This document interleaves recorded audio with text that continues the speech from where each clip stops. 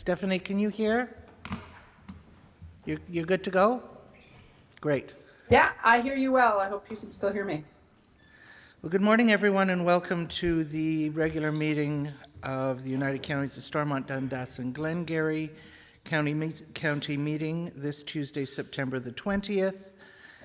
I will call the meeting to order. Madam Clerk. It's moved by Councillor Byveld, seconded by Councillor Gardner, that the meeting of the Council of the United Counties of Stormont, Dundas, and Glengarry be hereby called to order. All in favor of the motion? Thank you. Carried. So before we get into the agenda, I would like to welcome all members of Council and any members of the public that are watching online. This is the first opportunity we've had to meet as a group following the passing of Her Majesty Queen Elizabeth II. I would like to read for you a short statement on the Queen's passing, and then we will observe a moment of silence before proceeding with today's agenda. The passing of our sovereign, Her Majesty Queen Elizabeth II, brings with it a sense of loss that will create a void not easily filled. The Queen was a leader who identified with every nation of the Commonwealth and each of her subjects. The Queen held a special place in her heart for Canada, and we will cherish memories of her visits to our local region as examples of the deep ties she had to our country.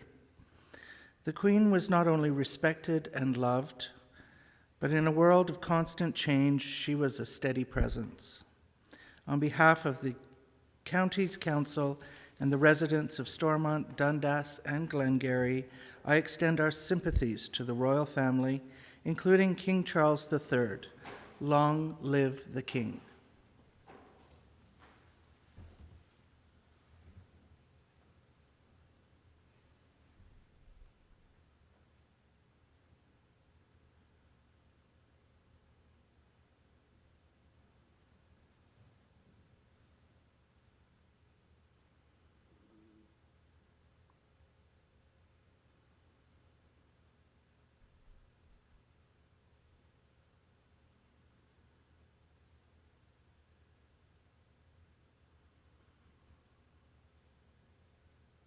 Okay, thank you very much.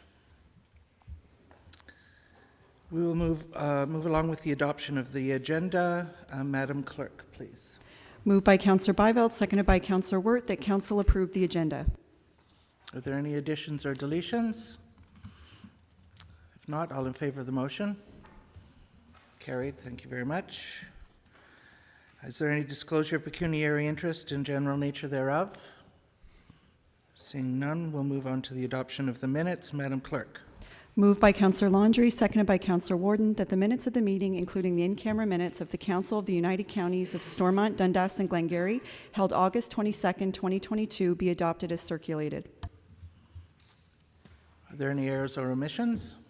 Seeing none, all in favor of the motion? Carried, none opposed. Thank you.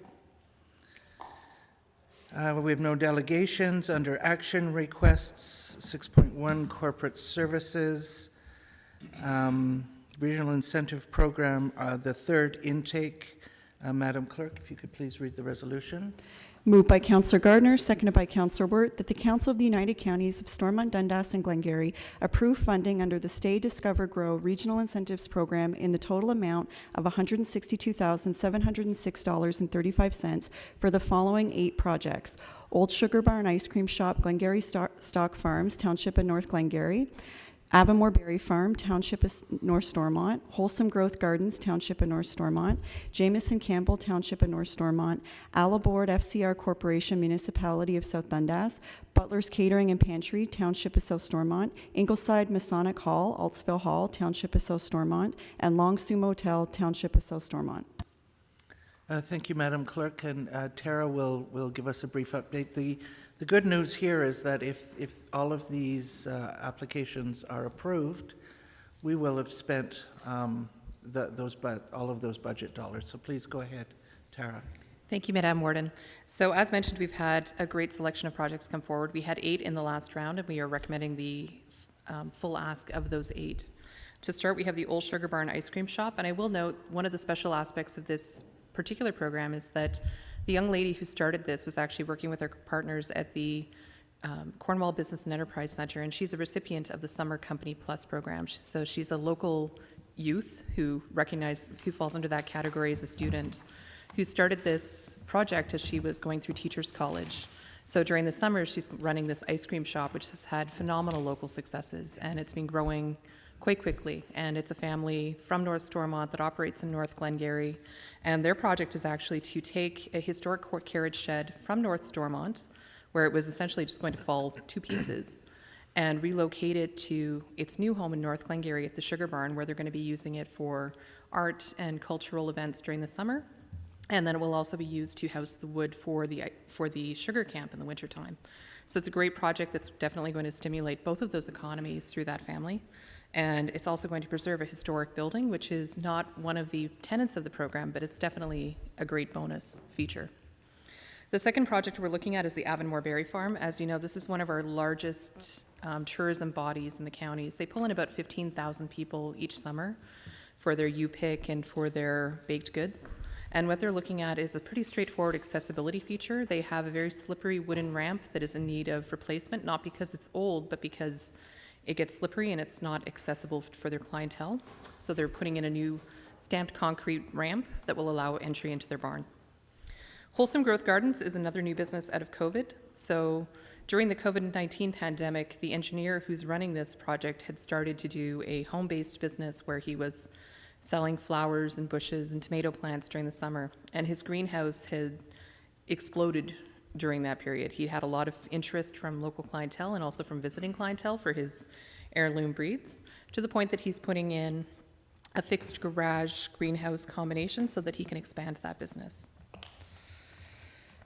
Next on the list, we have Jameson Campbell. So many of you will know it as the Purina building in Monkland. They're looking at putting in a major expansion off of that site, and it would be new warehousing, which would create jobs and also deal with accessibility features, so that it's making it safer not just for those visiting, but also for the workers in that facility. Alabord is one of our most innovative and quirky businesses in that they saw a gap in the market for craft and lactalis, and they quickly filled it. So what they do is they actually restore cheese boxes. And when you think cheese boxes, not cheese boxes, cheese boxes. So used commercially for commercial grade cheese production. So after your cheese comes out, so if you're doing a cheddar, it's in there for 6 months. If you're doing an aged, it's in there for 24 months.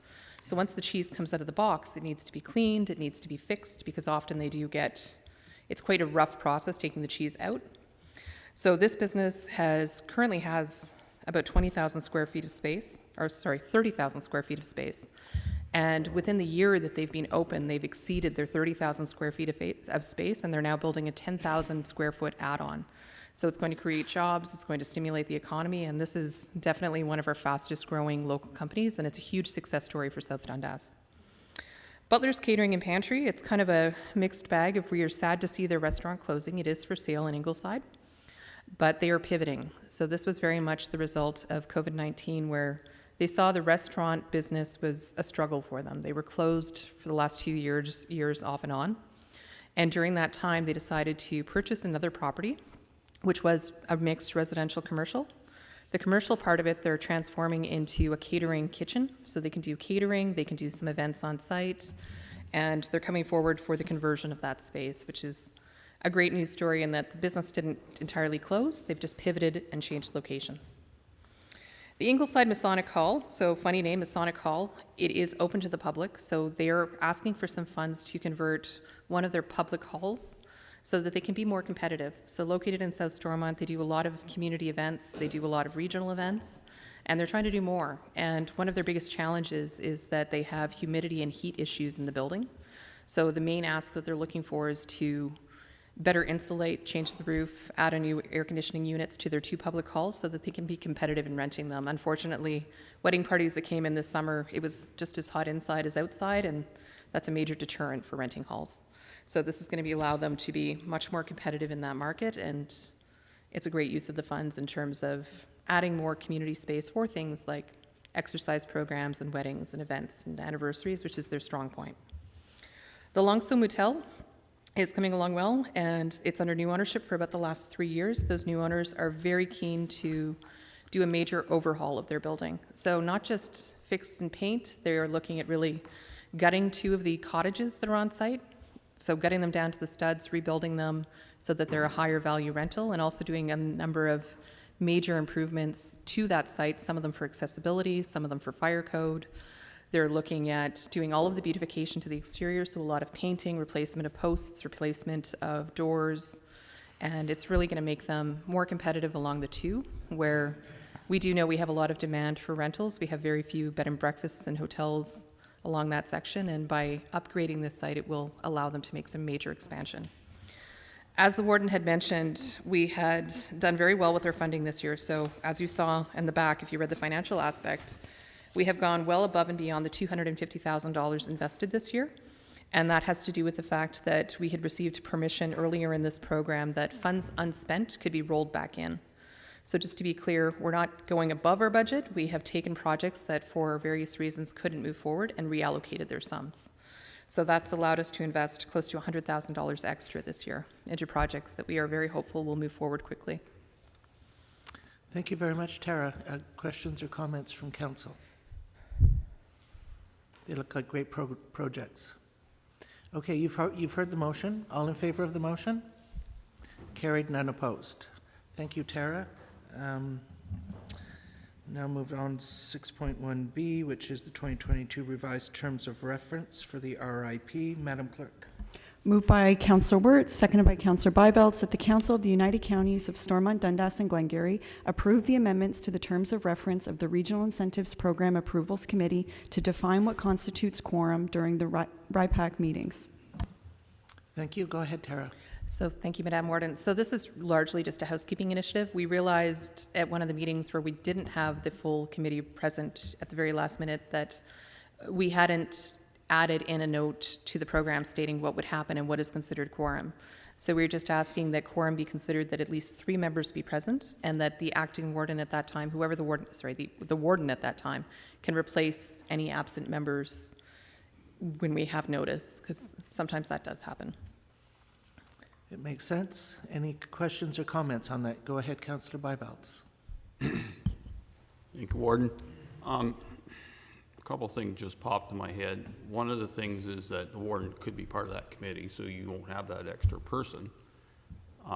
The other thing that concerns me is that, you know, this is a very, very, very important committee of council that it's best served with the 5 committee members there, because we're spending a lot of county council dollars to do good things, but the rest of this body are not there and rely on that committee to do their job. And the last thing I would want if I were sitting on this council is to make sure that those who have been appointed get every opportunity to be there and make the schedule work. I realize sometimes a meeting is, okay, it's in there and things happen, but I would have a hard time seeing that you can't get at least 4 of the 5 there, but preferably 5 most of the time. Just my comments. Okay, thank you. Go ahead, Tara. If I may, this came up as a result of one meeting where we did not have the full committee present, and it was the only meeting where we did not have the full committee present. And it was a very last-minute illness that took out one of the members. So at that point, we did ask the warden to sit in, because we were lucky that at that time she was available to replace, so that we had all 5 members. So I would say that it's very, very rare that we would ever actually use this, because we've never actually had a case where we didn't have quorum of at least 3. But what I'm stating is that in the event that even if we had quorum at 3, we could have the warden come in and sit as, for instance, it is a committee of 5, so if 1 member was not present, the warden could sit in place of that person, whoever the warden is. But we've only ever had one occasion where we did not have all members present, because we do try very hard to make sure that we find meeting dates that work for everyone. Unfortunately, there are instances where illness comes up very quickly and it's unavoidable, and in order to not have those projects delayed by additional, sometimes months to 2 months, because we have to align with the council sessions, that's what poses the issue. Because if we have to align with council and we miss that meeting, often what's going to happen is that it's going to be 2 months later by the time the projects get approved. I understand your concerns, Councillor Bivalds, but I do believe it hasn't really been a problem. I suppose if it does become a problem, it can get readdressed. I think that the warden of the time can also appoint a designate as necessary. Is that correct? Whoever the warden's designate is, then it would automatically become that person. So we'd be covering our bases one way or the other. Go ahead, Councillor Bivalds. All due respect, if the warden is already on the committee, that you won't have that extra body, and the warden cannot just pick a member out of council. That doesn't work. Those appointments are made by the warden at the beginning of the term, and that's where they're set. So you can't just, as I said, pick one out of your hat at that time, or whoever's sitting at that table. So that's just my opinion. Yeah, I don't think the warden is a committee member. Is that correct? So, if I may, so the appointees are appointed by the warden, but the warden can choose to be one of those appointees, but is not automatically on the committee. So the committee composition is 2 laypersons and 3 people from county council appointed by the warden, which you're right, could include the warden if that warden at that time chose to sit on that committee. But the bigger issue is that we are asking for quorum of the group. So we only need to have 3 members present to meet quorum, and that was chosen to align with all other committees of council. So it was just a matter of, that's why, as I said, it's more of a housekeeping, because we are the only committee of council that did not have quorum set at 3 of 5 members. And it was just to make sure that we were aligning with all other committees of the whole. In any case possible, we would be working to find a date where all committee members are present. And it would just be in the event of almost, I would give the example of the COVID-19 pandemic, where 2 to 3 people could be out sick with COVID. We would want to make sure that in the event of a long-term illness or something sudden coming up, that could potentially move forward. But in all likelihood, if we did not have a date that worked and we were absent that many people, we would delay the meeting and it would sit at that time. Okay, thank you, Tara. Go ahead, Tim. Yeah, thank you, Madam Warden. I think maybe to address Councillor Biveld's concern, maybe we could write in the terms of reference that in the instance that the warden is actually a sitting member of the committee, which could happen, then the individual who's in the warden's chair has the ability to designate another member of council to sit in his or her stead. Would that address your concern? Only if that person is up to date with how the program works. If you're just shoved in there as a body, I think that is disrespectful to the committee as a whole, because from what I'm reading, I've never been on the committee, they must have to do a lot of homework to come up with these decisions, because there's big dollars involved, and you got to look at ones and say, the borderline ones, how do you deal with them right and fairly, and make sure that, you know, it looks like we're doing good for all the SDG in the end. So, as I said, it's a big money committee. So we want to make sure that as many of those who are appointed or are part of that committee can attend. I understand that things happen, but if things happen, maybe you're going to have to delay the meeting or make sure the meetings are far enough ahead of a county council meeting that you can make sure it gets to county council for approval. It's just suggestions for next year. Okay, thank you for your comments. I think if there are no other comments, I'll ask for a vote. But I do believe that it has worked well. I did sit in on one of the meetings as an extra, and the reports are very thorough, as well as the scoring grid, and you know, if you spend some time at it, you can familiarize yourself and contribute to good decision making. So I don't see it as a problem personally, but if we do sense that there is a problem with it, then we'll address it at that time. You've heard the question. All in favor of the motion? Against? Okay, it's carried. Thank you.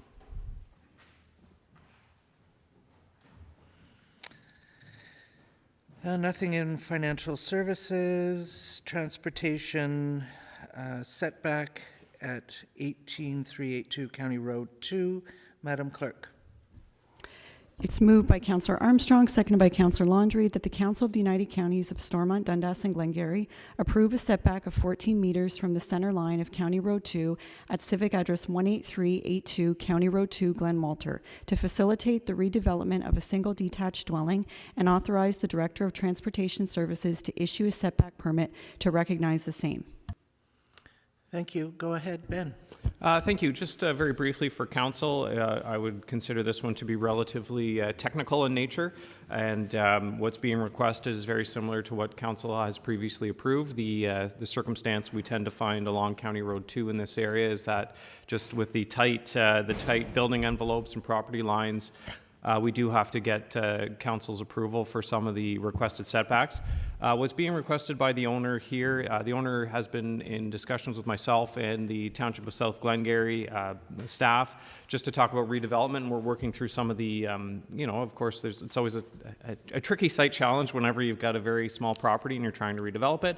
But the owner of the property has been very good to work with and is looking at various building envelopes. They're constrained in the back because of setbacks to the watercourse, looking to essentially slightly expand the footprint that they have right now. But what they're expanding to is still 2 meters from property line, but reduced compared to what has been approved adjacent to this property. So from staff's perspective, it's very much consistent with what council has previously approved. We're happy to support the request for the reduced setback and look forward to council's consideration of this matter. Thank you for that. Questions or comments from council members? Go ahead, Councillor Byveld. Thank you, Warden. Ben, I don't have any problem with this one per se, but maybe a suggestion for the next council is these simple ones maybe delegated to you and your staff, because this is an obvious one. If there's one that's not obvious, then it should come to council, or they, at least the proponents can, if you say no, can be told, bring it to county council for yes or no, because this holds back things, right? People have to wait for a meeting and all this other stuff, and sometimes time is of the essence, considering it's getting into the fall. So just a suggestion for next year, that's all. Thank you for that, Councillor Byveld. And Ben, do you have that delegated authority? I can up to 3 meters from the property line have the delegated authority if it fits certain criteria. So, I mean, council probably sees maybe 5% of the setbacks that I'm approving through the bylaw that I have the delegated authority to approve. So, Councillor Byveld's point is well taken, that perhaps there's some kind of special policy area we need to look at here, because it is, I'd call this a unique area compared to most other spots in the county. And from my perspective, I appreciate bringing it to council. I think it's important that council, if there is a, I know ugly term precedent being set, it is important that council does have that say and set the benchmark that we look at for an area. But, point well taken that this really is not anything new or exciting out on County Road 2. It's just, it's a wonky area that's very unique to anything else we're approving for setbacks. Okay, thank you for that. Any other questions or comments? You've heard the question. All in favor of the motion? I have a quick. Oh, sorry, I can't see Stephanie. Oh, there you are. Sorry. May I go ahead, Madam Warden? Yes, please go ahead. Okay. I had a quick question. Just it sort of piggybacks on what Ben just said in terms of how it's a wonky area, and there's that paved shoulder through that area that is used for cycling. So I am supportive of the setback request because it is consistent with what is done there. But considering it's wonky, I was just wondering, in terms of the process, what do we do to try and encourage folks from not parking their cars on that paved shoulder that is a popular cycling area? I think even in that aerial photo, I think there's 2 cars that are seemingly parked there on the paved shoulder. So I'd like to understand how that works. Thank you. Go ahead, Ben. Yeah, that's it's a great observation, and truth be told, it is something when we're looking at when I look at site plans that are circulated through the Township of South Glengarry. It is a consideration we have. There is a bylaw that requires, I believe it's 2 parking spaces whenever these lots are developed. So What you might see is the installation or the reconstruction plans include a garage so that they do have a parking space inside. And then we look to make sure if there's a garage, that there's at least space for one more within the property line.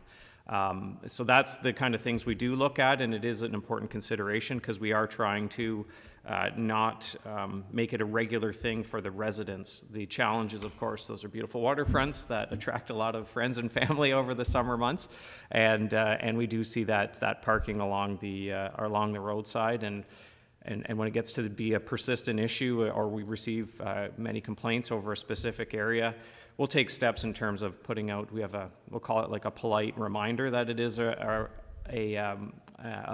popular cyclist trail, and put it in windshields of cars that are parked. And we have a couple strategies to try and mitigate it. So, I don't know if we're ever going to find the perfect solution, but it is something on our minds as we're looking at these redevelopments. Councillor Armstrong. Thank you very much. Thank you, Madam Warden. I think just with the salient question that Councillor Jaworski just asked and some of the comments made around here, I think it's a good illustration and a bit of a cautionary tale that, with no disrespect to our Public Works Director, that if you're going to err on any side of what to bring to council or something, I think it doesn't hurt anything to have council be aware of these sort of situations, even though you have the power.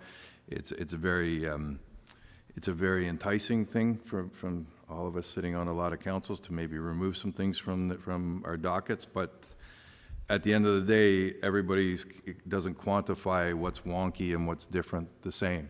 So I think there's never been in any council that I've ever sat on any detriment to council being as aware as possible and having as many discussions on anything. And it's also useful information in that if some other area has something that's applicable, you may have made comments, or Councillor Jaworski made comments, or Councillor Byveld, where, say, sitting at the North Dundas said, we could go, oh yeah, I've seen something similar to that. That was the solution. It's not a bad thing. So I would just caution everyone to think about how we can get things off our plate as opposed to just continuing this way. Thank you for that, Councillor Armstrong. And Councillor Jaworski, please speak up if I don't see you. Okay? Thank you. Are there any other questions or comments? If not, all in favor of the motion? Carried. Thank you very much. Nothing in planning, court services, library, IT. On to nothing in tenders or quotations. So we're on to bylaws. 8.1, OPP contract extension. Madam Clerk. It's moved by Councillor Byveld, seconded by Councillor Wirt, that bylaw number 5371, being a bylaw to enter into an agreement with His Majesty the King in Right of Ontario as represented by the Solicitor General, OPP contract renewal, be read and passed in open council, signed and sealed. Thank you, Madam Clerk. Go ahead, Tim. Great. Thank you, Madam Warden. Good morning, members of council. This is something that's before us at this time under the lame duck provisions. I would have the approval to enter into the agreement. However, I don't have the authority to pass a bylaw, so that's why this is before you. We need to pass a bylaw, as the clerk mentioned, to enter into the agreement. Typically, anyone who's been on council for a while or police services board, we normally do 5-year contracts with the OPP, who've been our service provider for many years. On page 25, you look at the background. There's 7 or 8 points there that talk about the process that's normally followed. Obviously, at this point, we're not able to follow that process. We didn't get notice from the OPP until quite recently, and obviously we're in lame duck, so we can't follow that normal process. So the Director of Corporate Services and I had some discussion with the OPP Municipal Services Bureau about how to move forward with this, and as well we discussed it 2 weeks ago with the Police Services Board. Councillor Wirt and Councillor McGillis are on the board, so we had a good discussion about it. So what we're recommending is we do a 1-year contract extension, all terms and conditions of the existing contract remaining the same. And this is an item that can be brought forward. You'll have a new person in my seat, and as well a Police Services Board member to have that robust discussion about levels of service and things like that normally go into those discussions and go to the CAO and the board, and then it would come through to council later next year. So we're recommending that council pass the bylaw. We do a 1-year extension, which would take us to December 31st, 2023, and allow the process to unfold as it normally would through next year. I'd be happy to take any questions if there's any. Any questions? Comments? I guess that's clear. You've heard the motion. All in favor? Any opposed? Carried. Thank you very much. Thank you, Tim. On to 8.2, electronic monitoring policy. Madam Clerk. Moved by Councillor Warden, seconded by Councillor Gardner, that bylaw number 5372, being a bylaw to adopt policy number 1-39, being a written electronic monitoring policy, be read in open council, signed and sealed. Thank you for that. Go ahead, Mike. Good morning, and through you, Madam Warden. Good morning, Council. So before you, we have a policy that is sibling to the right to disconnect policy in the sense that both are requirements from changes in provincial legislation that modifies the Employment Standards Act. So this act change requires employers with more than 25 employees to have a written electronic monitoring policy. Through consultation with various people and resources, we have the policy before you. The main element to this policy is a statement that we do electronically monitor employees. If we didn't, we wouldn't need a policy. A description of how we do it and the circumstances in which it occurs, the purposes for which this information is may be used, and required timelines for providing a copy of the policy to employees. Now, it being a requirement of legislation, there's really no option for us to enact it, adopt it, so recommendation is to adopt the policy. It's not really applicable to local municipalities in the sense that every organization needs to have their own policy, but we did distribute it to the CAOs. For those municipalities that we do provide IT services for, the information of how employees are monitored is contained within the policy that we shared. So they can just copy and paste and add their own should they need to. There's 2 points I just want to highlight. The first one is we're not Big Brother. We're not sitting there actively watching everybody do their work. It's just a nature of the IT systems that everything is logged for auditing, monitoring, security purposes, and accounting. The other point I want to make is that this policy does not preclude us from using any of that information for any other use that we need to use it for that is not listed in the policy, nor does it preclude us from using other methods of electronic monitoring in unique circumstances should we need to. That's not in the policy, so thank you. Okay, thank you for that. Questions or comments? Go ahead. Councillor Warden, then Councillor Landry, and then Councillor Jaworski. Through you, Warden Williams. Good morning. I don't like that it's putting on, you're basically telling us we have to do this and it's a legislative requirement. At home, we do first and second reading, and it allows council to give feedback to staff if we don't like something in it. And I'd like to see that approach going forward. Just gives us more, it just gives us time to review the policy. We get our agendas and we're all working.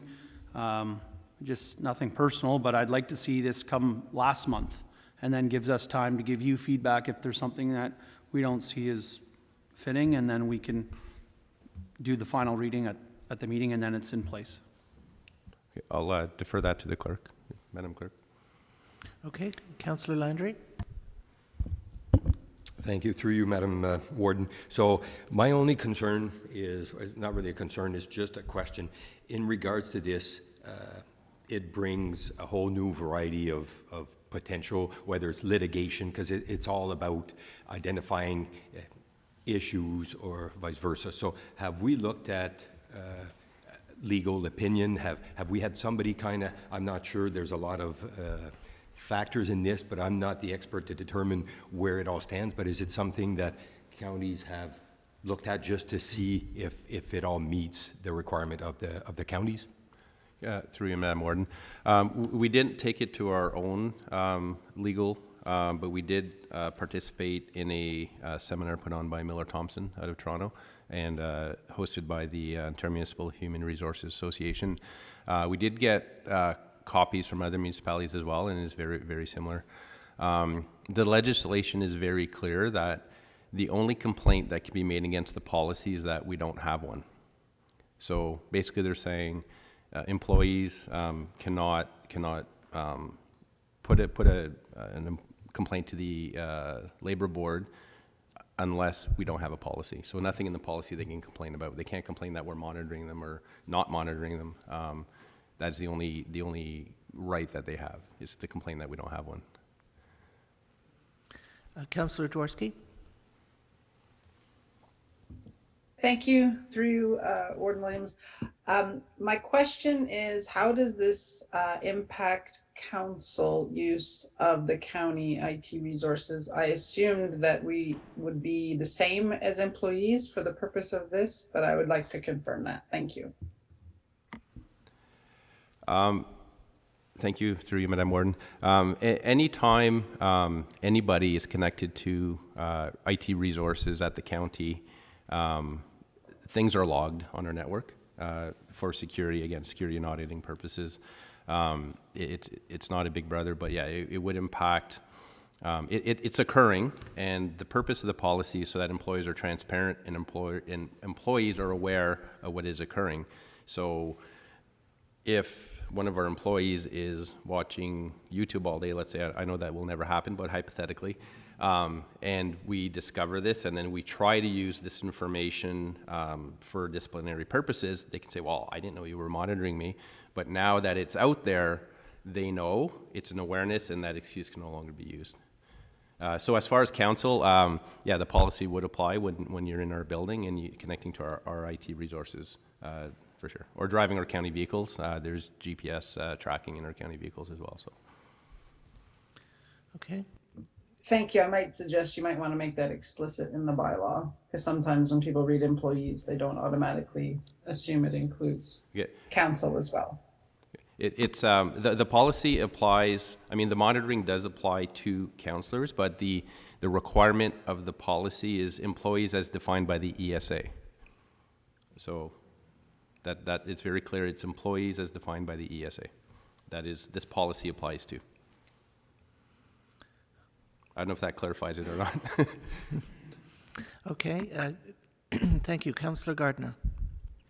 Thanks, Madam Warden. Just checking, it's probably not a question for you, maybe a question for over here. Just to see if our personnel policies reflect this. I'm thinking of the GPS tracking in vehicles regarding speed. Are there disciplinary actions outlined? I see the nod of the head, but I was just to clarify, because I know that technology progresses sometimes super quick. And when we update some of this stuff, you will be given new information. And I think it's important for staff, employee relations, to have it clearly spelt out that what the disciplinary process would be. Say somebody is going over, I don't know, 15 over the posted speed limit or something like that. So just a quick question with that. Go ahead, Tim. Thank you for the question, Councillor Gardner. Yeah, that's a good question, and certainly, I presume you're looking at 3D that talks about the GPS, and we've had an AVL system in place, as most of you do locally as well, for quite some time, and certainly everybody's aware of it. All the staff, obviously the management staff, and if there are digressions, I think that certainly that's something that's discussed with the employees. They're all aware of it. Certainly speed and things like that. So I'm looking at you, Ben. I'm not aware of any specific instances where it's had to be escalated. And I said, I think everybody works within, they know the parameters and they work within it. Yeah, I would say more often than not, we use that information to help confirm our staff are doing the job that they're supposed to be doing, rather than the alternative of using it as something went wrong. So. Okay, go ahead, Councillor Gardner. And my question was actually not relevant, not in the context of have you, but with the aging population that we have for an onboarding of new staff, I think it's important to have it somewhere how the information can be used. If you an example would be if you have onboarded a new manager, they have staff, and it's not just vehicle. I mean, it could be any of this stuff. You know, what the expectation is as far as leadership to how to use it, because you don't want someone to use it incorrectly, right? But you also don't want somebody that's going to say, "Oh, I never had that before," and then there's an instance. So, in my experience, unfortunately, I have had quite a few occasions where I've had to use some of the metrics that have been collected through this stuff. And it's nice to know, having gone through the process, that the employees are aware that there could be it can be used, right? So I guess I'll follow up on that question with, so let's say somebody gets themselves in some potential legal trouble. So can this information be used against them? Well, if I might, Madam Warmer, I think Ben made a good point that, typically it's used for positive purposes, in terms of salting and particularly plowing and things like that. I mean, and to Mike's point, it's all about transparency. It's all about writing down what we're doing and what we have been doing to maintain the security and the integrity of our systems. So, I'm not a lawyer, obviously, but I would suggest if the information is there, it could be subpoenaed and whether we're defending ourselves against a lawsuit, which we often use this information for, or whether it's something, a suit against the county or an individual employee, it's all there, and it has been there for quite some time. So. Okay, understood. I understand we need to pass. We're legislated requirement to pass such a policy. There needs to be a level of comfort around this table to do that. I know that the first comment was from Councillor Warden, who was uncertain about having covered off all of our bases yet. I'm not certain if there are other people who feel that way. Councillor Byvelds? Thank you, Warden. I understand Councillor Warden's concern. I think that maybe, and I pointed this out to the clerk this morning, that maybe next year we have more committees of the whole to discuss these kind of policies coming to council, and that way there are more free discussion, you get some more time to think about it, and then it comes to official county council in another meeting. It also takes some of the pressure off our 4-hour meetings too. Yeah. And I think we're all getting to that point. South Dundas is at that too. We're having 4-hour meetings, and I look at them as mayor and I think, I don't know how I can take off. So the business of running municipalities, whether it's at the county level and lower tier, is getting busier and busier and busier. Every member of council has to have an opportunity to digest the information, debate the information, and be comfortable with what they're going to vote on. Looking forward, I would suggest looking at more committees as a whole to kind of wrangle this one. I'm not here to stop this because I think I'm not in position to do so.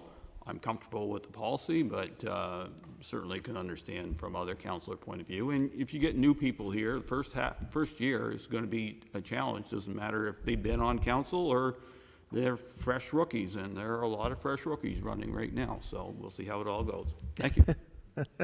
Go ahead, Mike. If I may, Madam Warden, one of the points that was made in the seminar put on by Miller Thompson was that this does not change how the information can be used. Of course, it has to be used for lawful means. And in previous organizations I've worked in, without this policy, this information was used to discipline employees, and there was no right of the employee to sue us because they didn't know we were collecting this information. The spirit of this legislation is, and I've said before, is transparency, so that employees are aware of what is occurring, what is being collected, and how we intend to use it, without preventing us from using it for other means, up to and including discipline, and that I believe that is stated in the policy. So it is known that it could be used for those purposes. Okay, thank you for that clarification. Are we ready to vote on this? Okay, we're ready to vote. Good. Okay, you've heard the question. All in favor of the motion? Any opposed? Motion is carried. None opposed. Thank you. Thank you, Madam Thank Warden. you very much for that.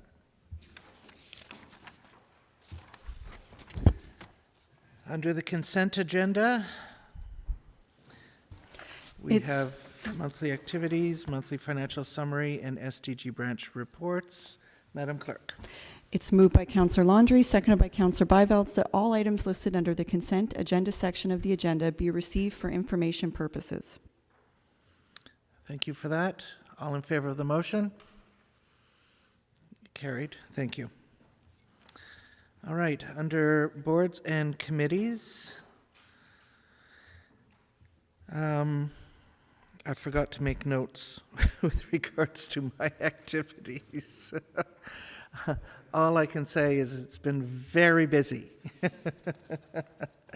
And my apologies, I completely skipped that, and I'm not going to be able to think of all of the different things that have been going on this last month, but it has been exceedingly busy, I think, for everybody. The OEMC conference was great for those who attended. I thought it was a very successful conference. It was really nice to be kind of celebrating Eastern Ontario, and I have to tell you that I think the delegates that were there were very impressed with what SDG put on in terms of we were the platinum sponsor for the evening banquet, the barbecue banquet, and Tara, who isn't here, worked very hard at putting all of that together. She had the McCullough dancers out there. She hired the caterer, I think, and she coordinated all of that. A terrific band. We danced all night. It was a lot of fun. But Tara really worked hard on that, and kudos to her. If somebody can please pass on those thanks to her, I think that's important. So moving right along, the Joint Liaison Committee, either Councillor Bivalds or Councillor Armstrong. Go ahead. We didn't have a meeting, Warden. Meeting's October 12th. Okay, very good. Thank you. Library Board, who would like to speak to that? Go ahead, Councillor Landry. Through you, Madam Warden. So we had a meeting last week at the Lancaster branch. Basically, we approved our strategic plan that had been taken part over the summer, early summer and the summer fall. We organizational review was approved and given to TCI consultant to take on. We had a delegation from BiblioWeb.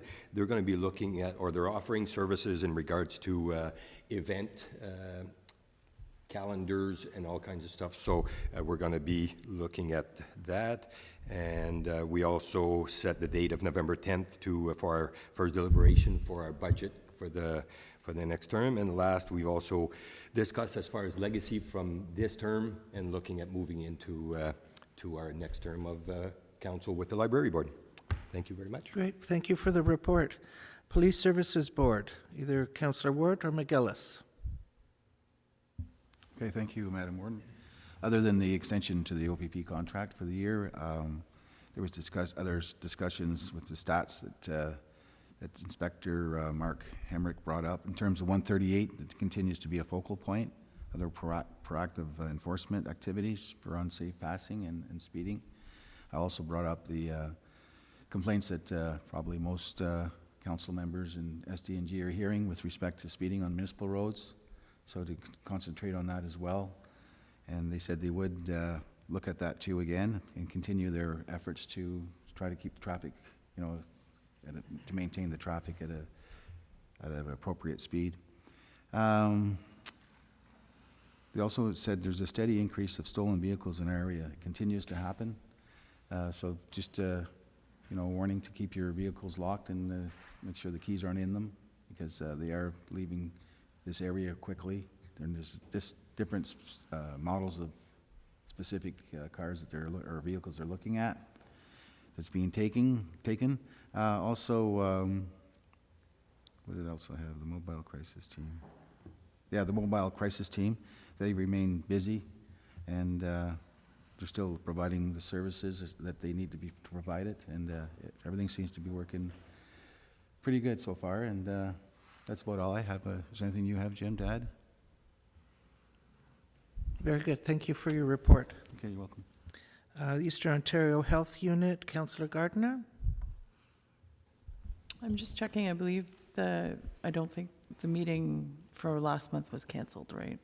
Or the last meeting was canceled, I should say. Well, there was a meeting which I reported on the last time, Yeah. but there was a meeting for the audited financial statements. Oh. I missed that meeting. Okay, well, we had the meeting about the audit, I was there. Okay. There's nothing to report. Okay, It was just very the good. financial statements. Thank you very much, Councillor. Glenstordon Lodge. Councillor Byveld or Warden? I was having surgery that day, but the meeting was canceled.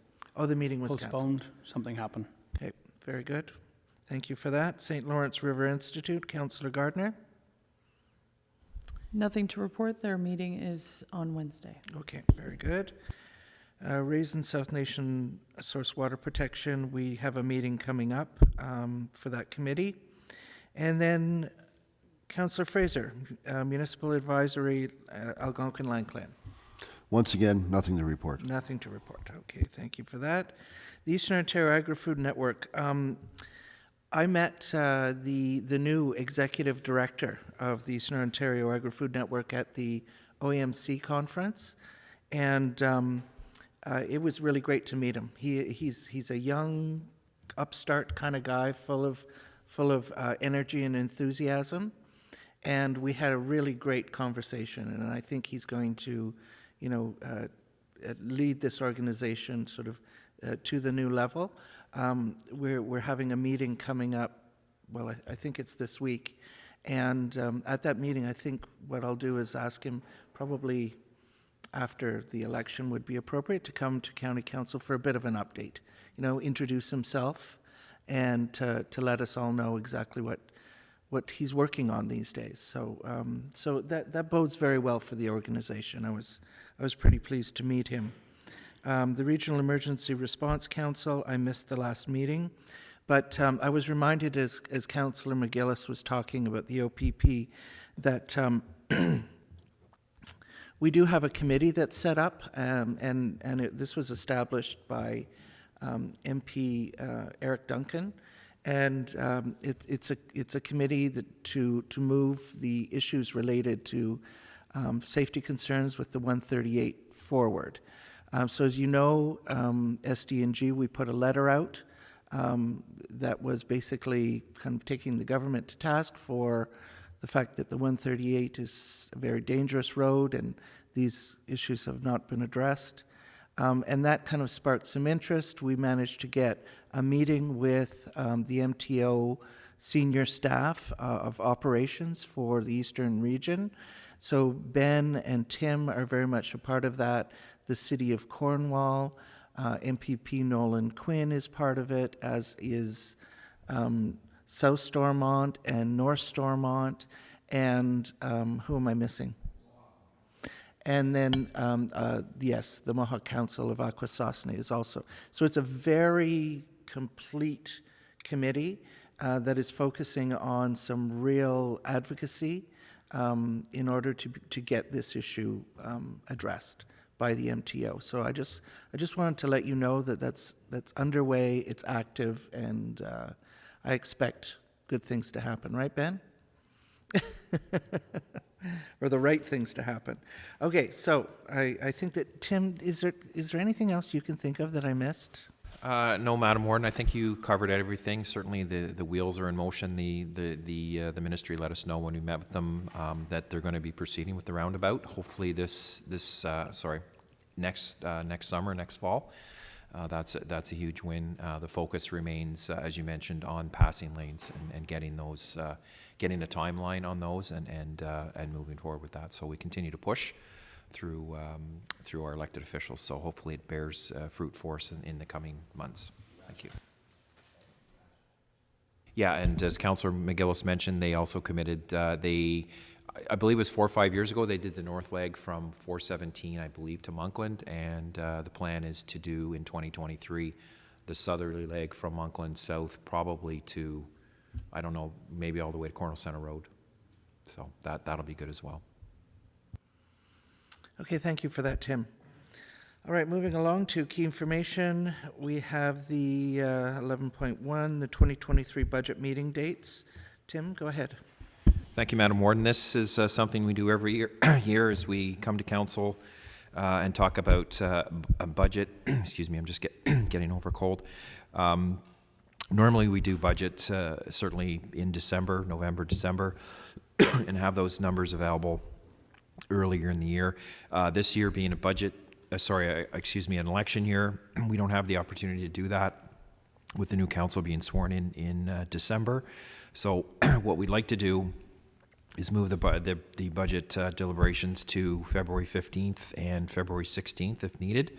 And that's not a bad thing. It gives, as Rebecca mentions here in her report, it gives us a better accounting of costs.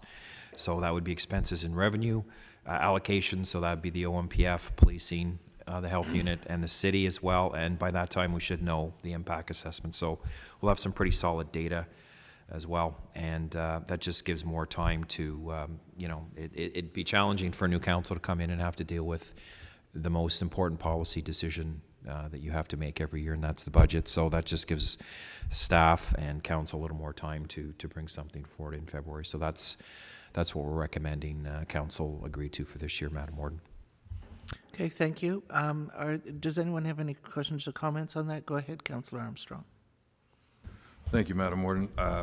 I certainly support the sentiment, and I think that it's the rationale is correct, but I would caution everyone that remembering that if it goes any later than that, then you're impacting on the local councils because, let's face it, 66 cents on every dollar comes to the counties.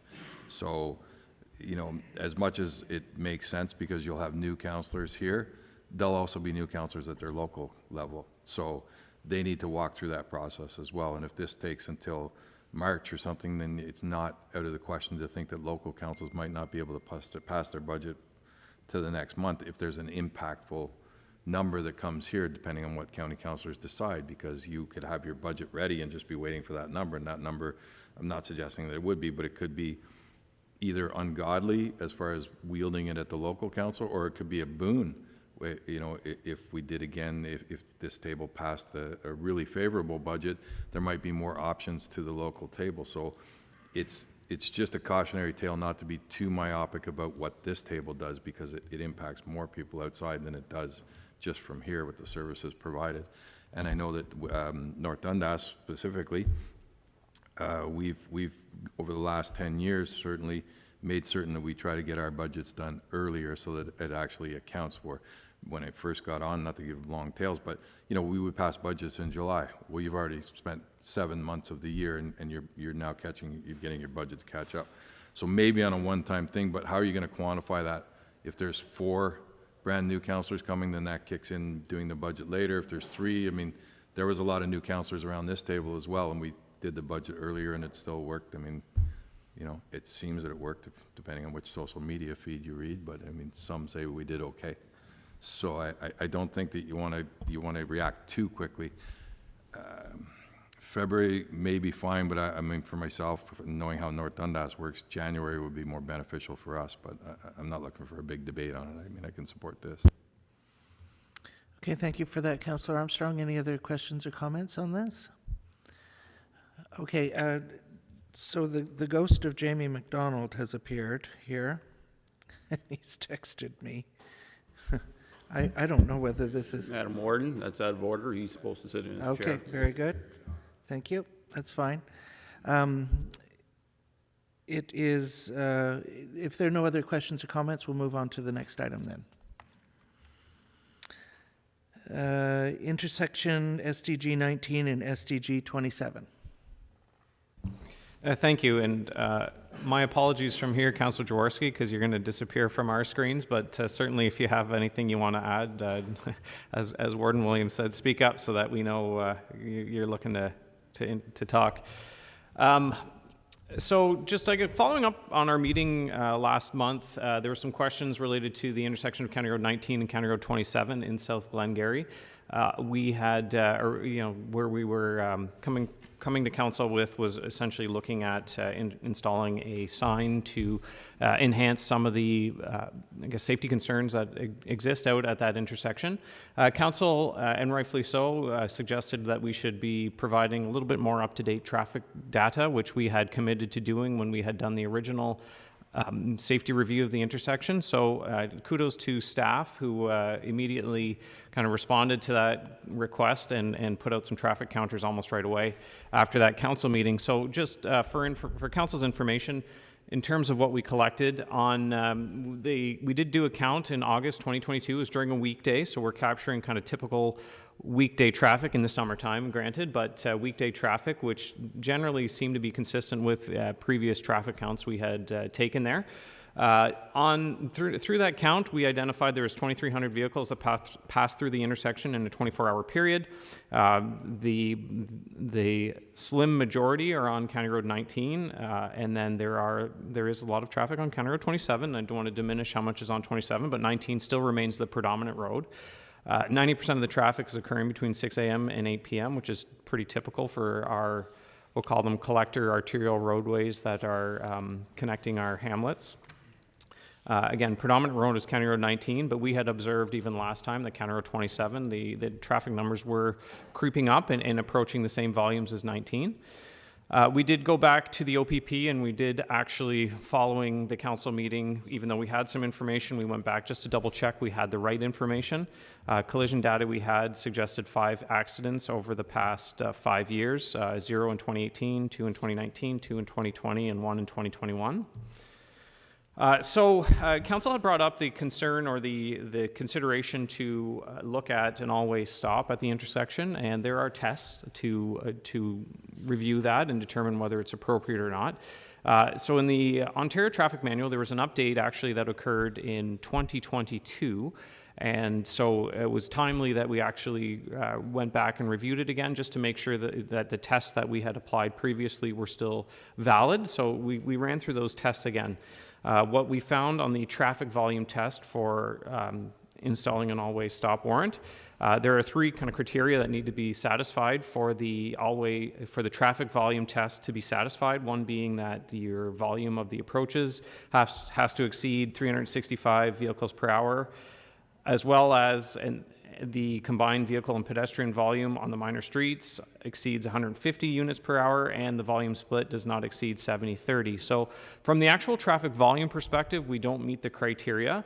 I will, admittedly, from the volume split, seeing that essentially it's saying on the minor road you have to have 70% of the traffic, or excuse me, on the major road you have to have 70% of the traffic, minor road is 30%, and once you kind of skew beyond that is when, and then your volumes go above those criteria 1 and 2, that's when it's appropriate to look at an always stop.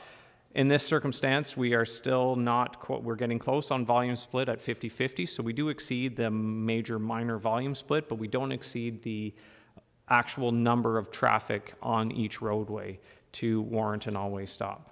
So from staff, the findings associated with this test is that only item 3 is satisfied, and therefore from this test an always stop is not warranted.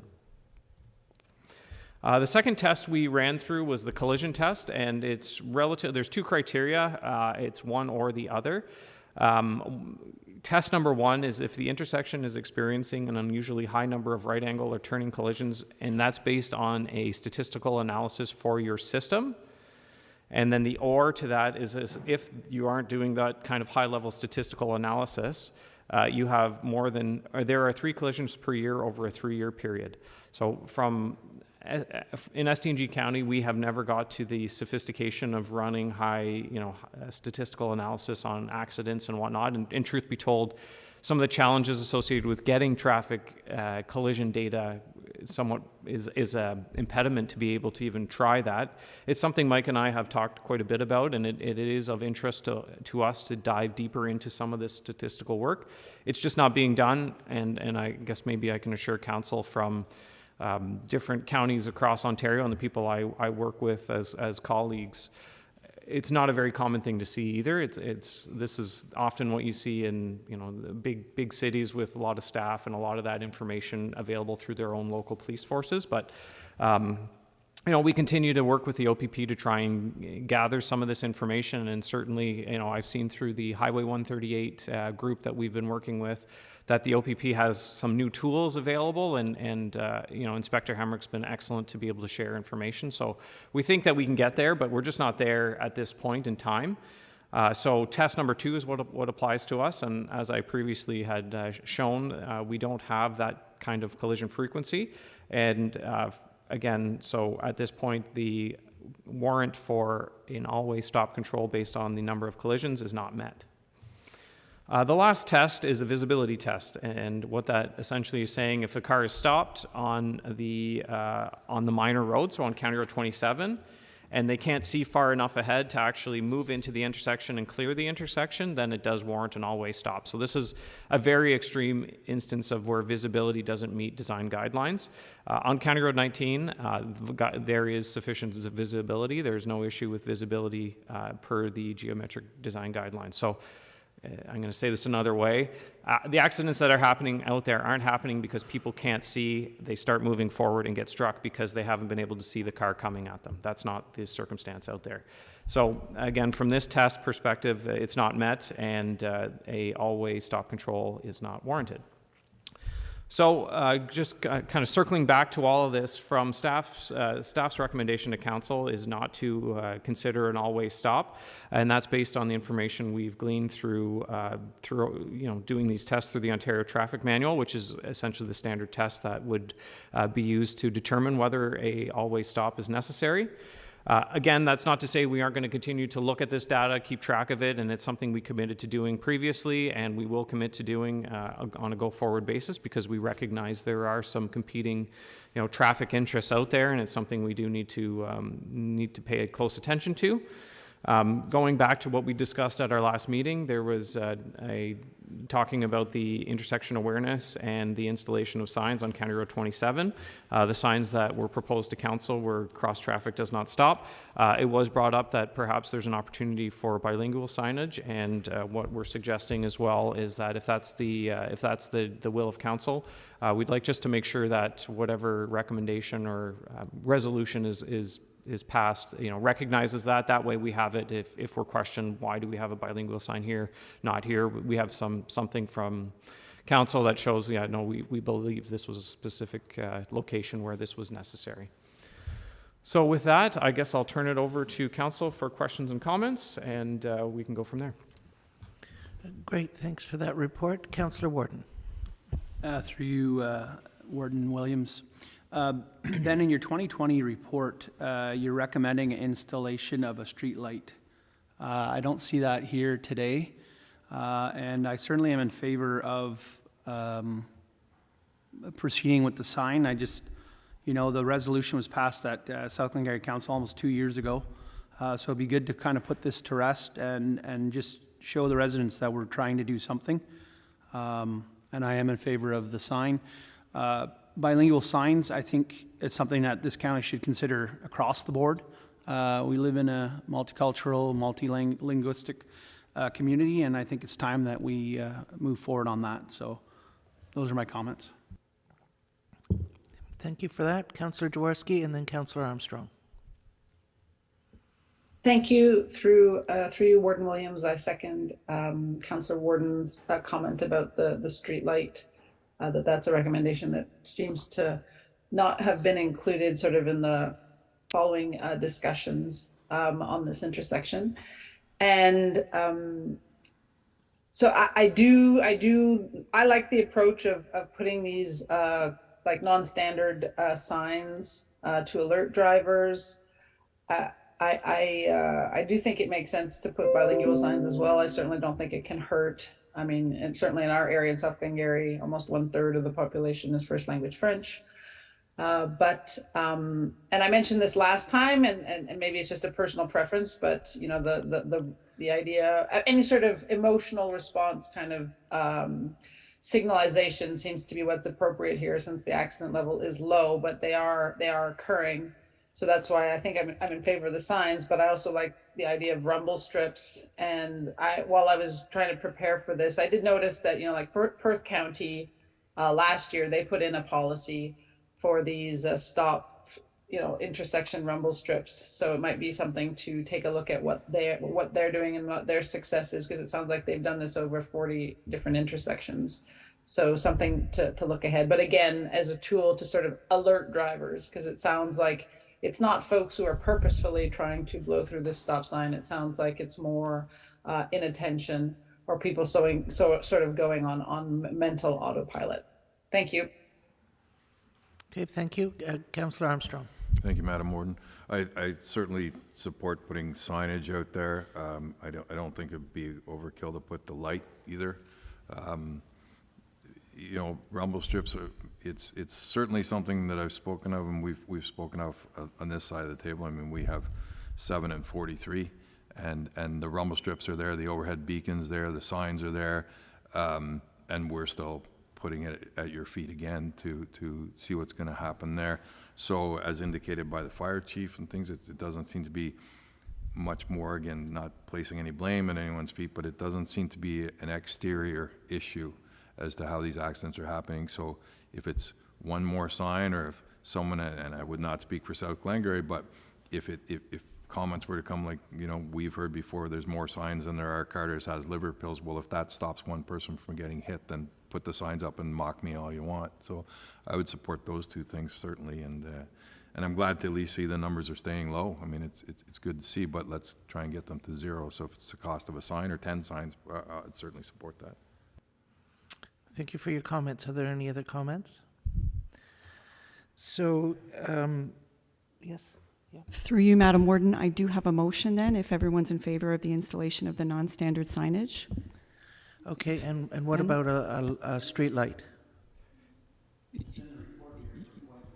Yeah, we said we were going to do that, and I'm sorry that, I'll have to check on the status of that, because that was obviously intended to be installed. So as far as I'm concerned, with council's support previously of that report, that's a done deal, and that's getting installed. So I don't need any direction on that as far as I have it. Like, we can go ahead and do it.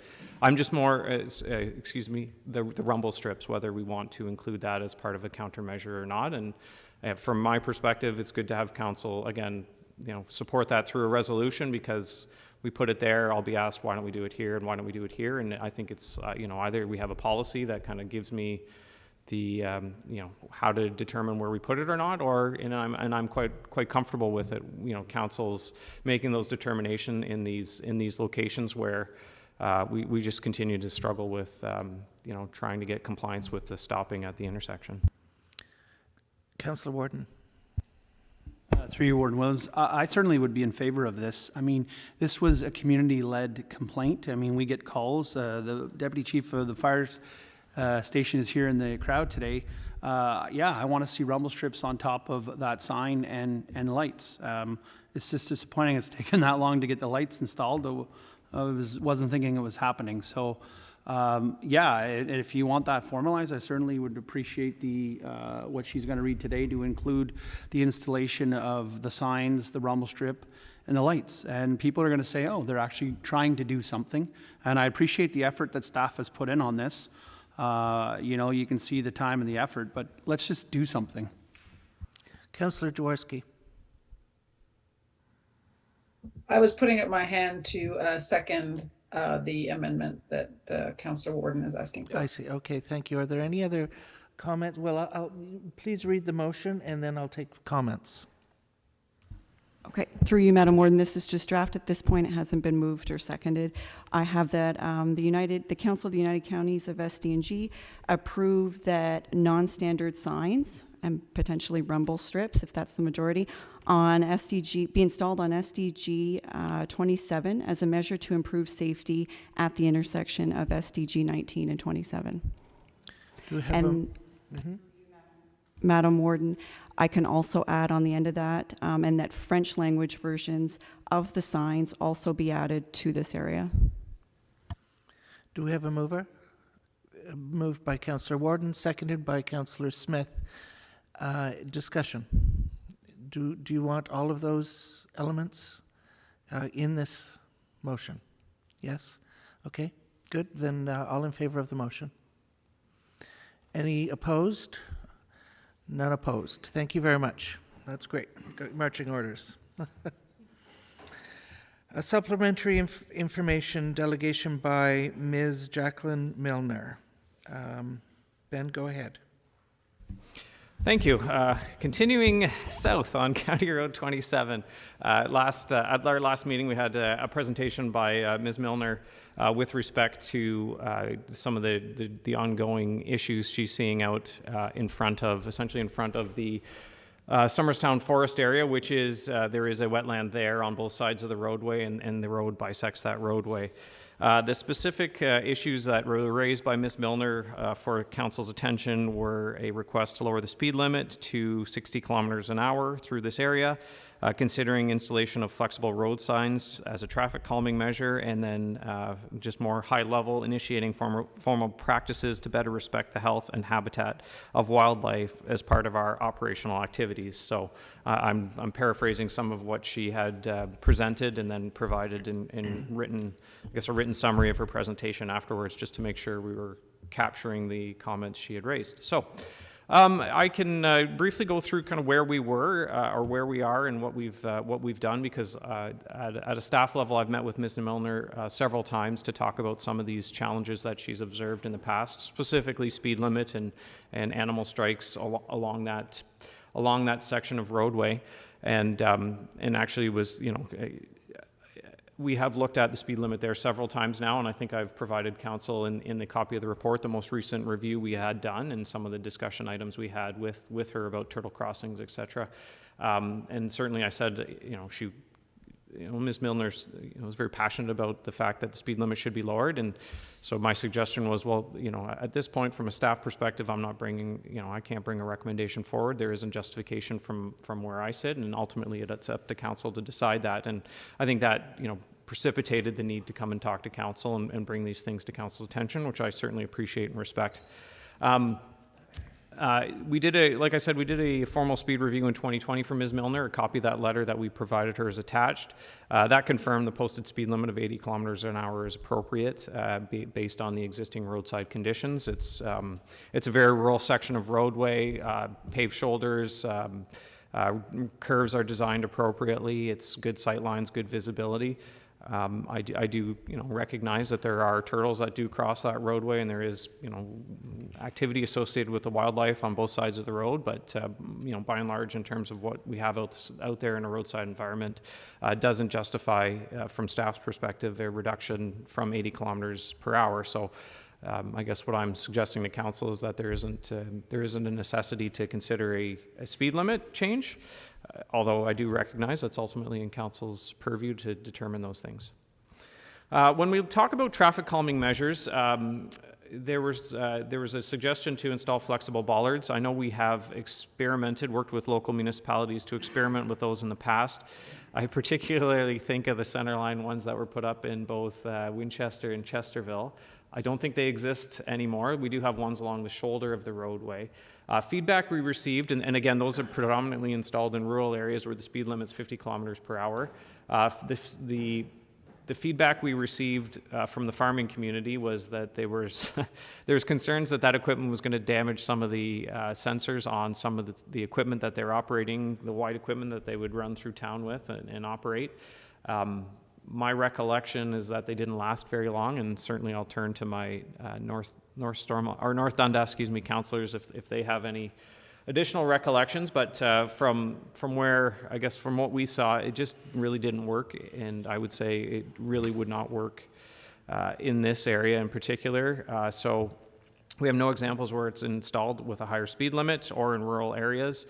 Again, concerns that it may interfere with farm equipment based on the feedback we have received. And the other part of it too, which maybe is a little bit of speculation on my part, but if you have a barrier in the middle of the roadway, it does maybe there's an element of traffic calming it provides, but I also can recognize that it may interfere with someone's ability to drive evasively or to avoid something, move over a little bit to avoid striking something, because what we don't want people doing, quite honestly, is slamming the brakes with vehicles in behind. There's been enough, again, We hate to see animals hit on the roadway, don't get me wrong, but there's nothing more tragic than hearing these kinds of stories where people have, tried to do something to prevent an animal strike and cause something even more significant in behind. So that's my big concern with it. I do, in terms of what can we do for traffic calming measures, it could be something that council wants us to install. We'll call it like time actuated flashing lights that we can install somewhere near our turtle crossing signals that only flash when either we know turtles are crossing or during that season, and then shut off. So because it's then a little bit different, maybe people pay more attention to it. The other countermeasure that I've seen in the past, which I think is very good, but I recognize is very expensive, is the electronic display boards, so the digital message boards that you'll see some municipalities that have them put them out and say, active turtle crossing, and they'll only put them up whenever they are out there moving turtles or seeing turtles cross. So it's kind of in and out, and it does bring attention to that issue. They are expensive, but I can tell you, just from the work we do, I think we could make use of an electronic digital sign in other areas, not just here. So that could be something we do consider if council wants to go that way. Ms. Milner's comment with respect to best practices with operational activities, I think that was a very valid comment, and I had mentioned this to her when I talked to her back in the spring of this year, and we met. I'm not going to suggest that we're perfect and that there isn't room to improve, and I think there is. When we reflect on the fact that we had to reshoulder County Road 27 this spring, I do think we made the right decision in going out there and doing that work. We did identify the deficiency in accordance with the minimum maintenance standard. It's just the road had settled and had been settling. We built that section of roadway quite a bit higher than it had previously been to provide the strength through, it's a wetland, so you can appreciate the soil underneath it is not the strongest. So in our reconstruction in 2017, we did build it up. We did build up the shoulders, but over time, as water erodes, rainfall and snow erodes those shoulders, we did see after the end of this season that the shoulder had settled to the point where we needed to take action in accordance with the MMS. Before we go out and do the work, our lead hand does go out and attend the area and inspect the site, looking for things that could be impediments to that operation. That includes animal activity. No evidence was noted by that staff, and we checked in. During the operation itself, our staff are walking beside the shoulder spreader on the shoulder, looking for any kind of activity like that, and again, no evidence of animal activity was noted. So essentially, we are doing what I think is the right thing in terms of pre-inspection. What we can do better is actually provide a little more training to our staff in terms of what they should be looking for and documenting it and providing better documentation of those things. And so what I'm suggesting, or what we'll be implementing into 2023, is a construction pre-screening checklist for work we're doing. And I think we touched on it last meeting or the meeting before when we talked about Hosa Creek and some of the swallows. Like, we can do a better job at actually documenting, getting out there, making sure we're kind of following a checklist and doing the right things out there, because I recognize, easy for me to say that that's our process. It's easy for me to say, if we have a piece of paper that I could have showed Ms. Milner and said, look, this is what we went through, I think that would have been, certainly from her perspective, more appreciated. Other initiatives that are out there, and this is something I do want to bring forward to council, because I think it's important to know that it's not just, these are things we've been working on. It's not spurred by Ms. Milner's delegation, and I'm happy to share them with council. Whenever we expanded the parking lot in 2020 at the Somerstown Forest, we did actually install some turtle nesting pockets. So that was intended to provide improved habitat for turtle nesting so that they wouldn't seek or hopefully they would go there as opposed to the shoulder of the roadway. So we did provide some, alternative habitat for them. I haven't personally, or I don't think we've personally gone out to see if how well they're being used, but they were installed as part of that expansion process. We did instruct a weir at the outlet of the wetland on the west side of the roadway at the forest, and that's really what our intention there is, to help improve the habitat. And we're working with RCA and Ducks Unlimited and the Friends of the Somerstown Trails, and we're looking to actually in the next couple of weeks apply for grant money through the Natural Infrastructure Fund. And using that weir and actually improving that water control structure is part of that grant. One of the big things I want to bring to council's attention as part of that grant we're looking for is to also install exclusionary barriers along the roadway. So it is on our radar in terms of, you see different kinds of turtle fencing along roadways. We think that this is a great opportunity here, and this fund seems to fit very well with that kind of capital investment. So, hoping for success through that fund, and I know Phil Duncan is our new forestry coordinator. He just started yesterday with the county, and he's really leading the charge on this application through the Natural Infrastructure Fund. At some point, he's got a meeting today. At some point, he's going to poke his head in, and I'll be happy to introduce him if he's able to excuse himself from his meeting. The other thing that we do and have been doing for some time is training our staff in terms of how to help turtles cross the roadway. I know I've personally called our staff and said I saw a big turtle. I saw a big one this year on County Road 45 actually, and called staff and said, hey, do you mind getting out there to help with that? So our staff get that turtle crossing training, and we do, if called or need to, our staff will go out and help turtles cross the roadway. The other thing we do, and I hope this works, is we do put out social media and have been doing this for some time. Oh, good. I think it's going to work. And this is, kudos to Todd for doing this for us.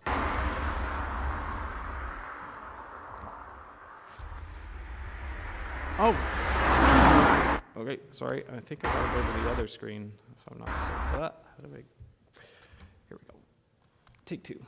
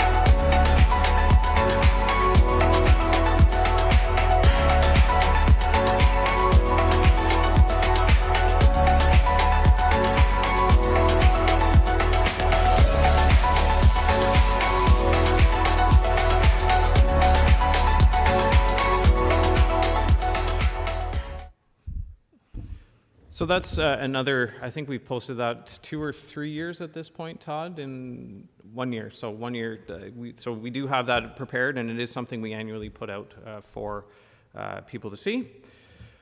So I guess in summary, from this delegation, we continue to recommend the speed limit remain at 80 kilometers an hour. We welcome any thoughts council might have related to traffic calming measures or countermeasures.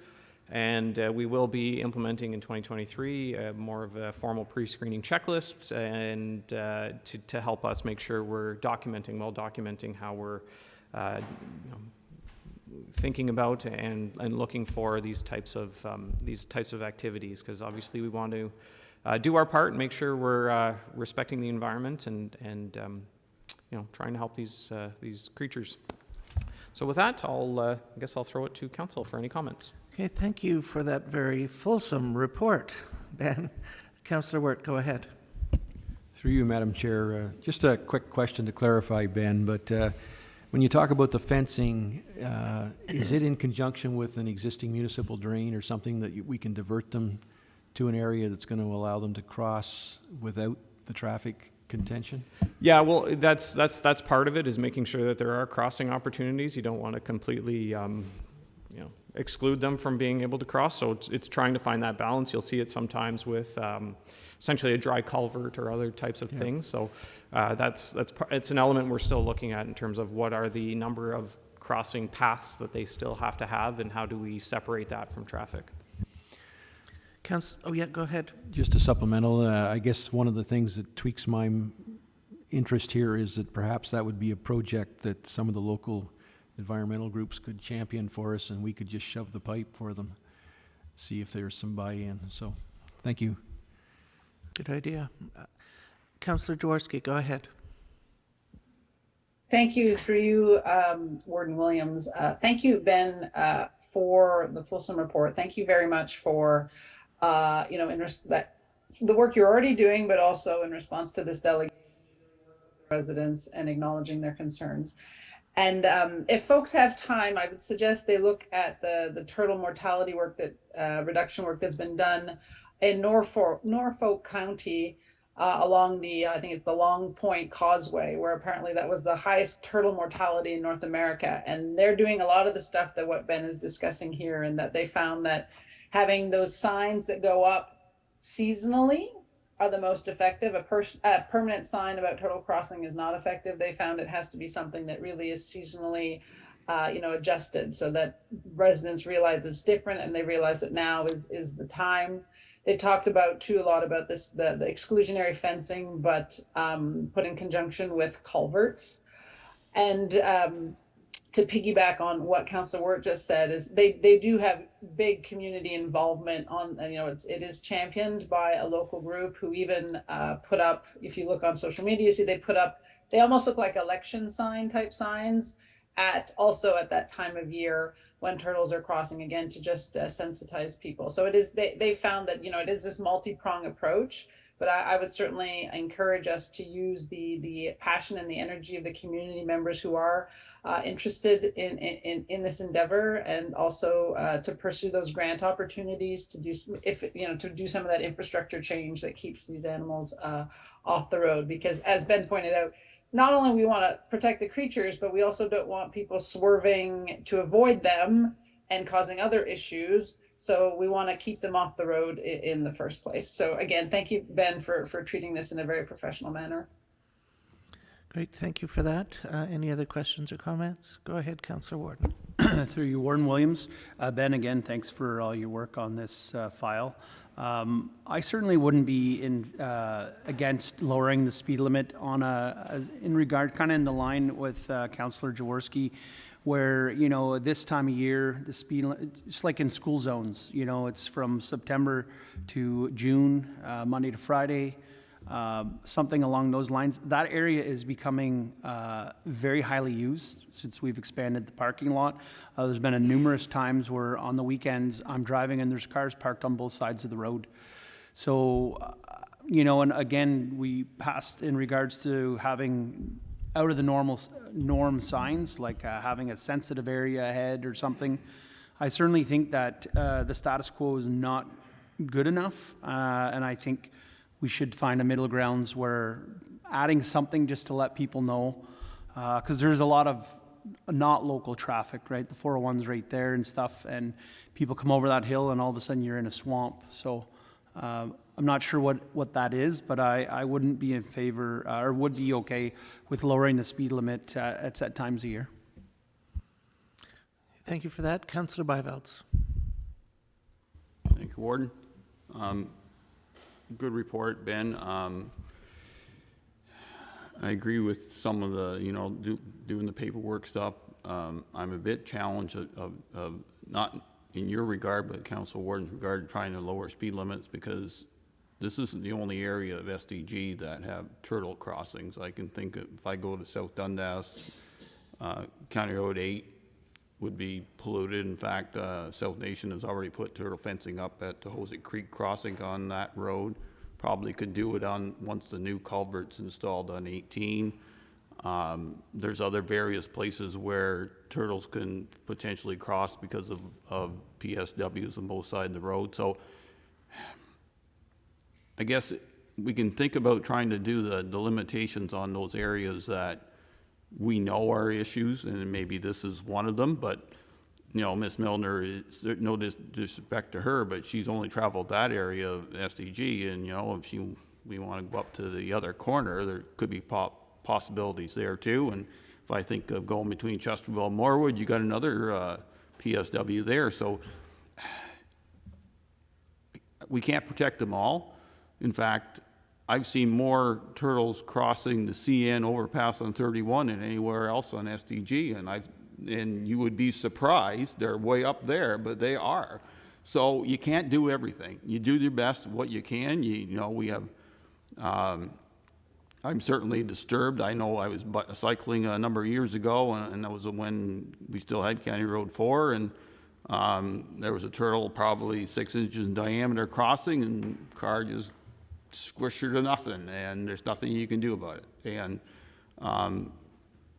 I think most motorists are very aware of wildlife and what is out there and try to do their best, but it's real challenging to protect them all. So as long as we're reasonable, put up the fences where we can. Speed limit advisory is a real challenge because no one, you know, who's going to go out there? You're going to have someone enforce those things. It's just a nightmare, and perhaps that's something. And on a side note, maybe you need to bring budget next year, County Council, for those signs that you had talked about.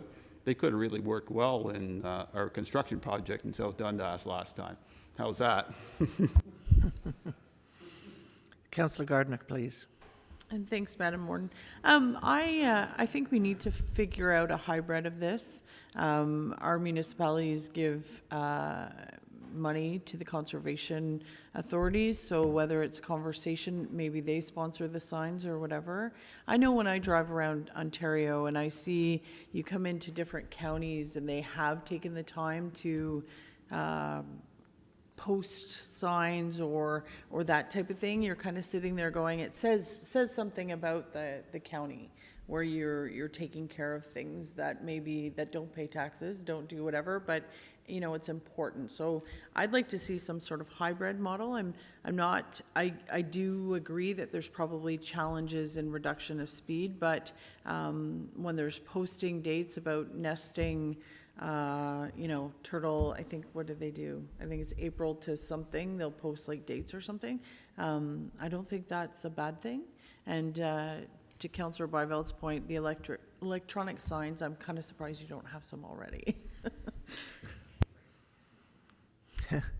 Well, budget time is coming up. Do you have enough information there, Ben?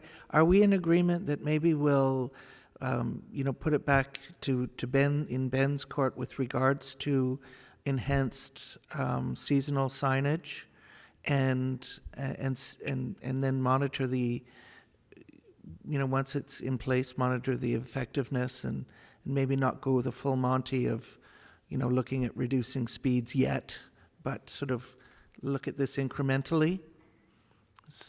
Ben, go ahead. Well, even if I may, perhaps, you know, if we do get to, you know, get approval, let's say for a sign, like the messaging on that side could be active crossing, reduce speed, you know, not necessarily a posted enforceable speed, but rather a kind of a message to people, slow the heck down, pay attention to what you're doing. You're going to have to be aware of what's coming up on the roadway.